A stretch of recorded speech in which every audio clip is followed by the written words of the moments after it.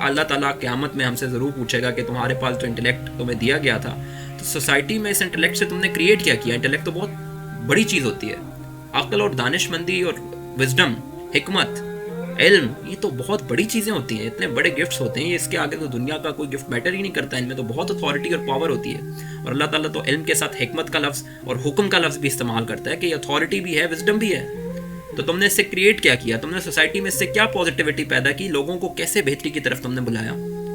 लेकिन अगर हमने ये काम नहीं किया और हम अपनी 9 to 5 जॉब्स में बिजी रहे और इसी तरह इसी पैसे कमाते कमाते स्टैंडिंग्स हासिल करने के लिए सोसाइटी में गाड़ियाँ खरीदते रहे, बिजनेस करते रहे, अपना पैसा बनाते रहे, इसी में लगे रहे, और इंटेलेक्चुअल होने का फिर हमें, मुझे आप ये बता दें कि उसका फ़ायदा क्या है हमें।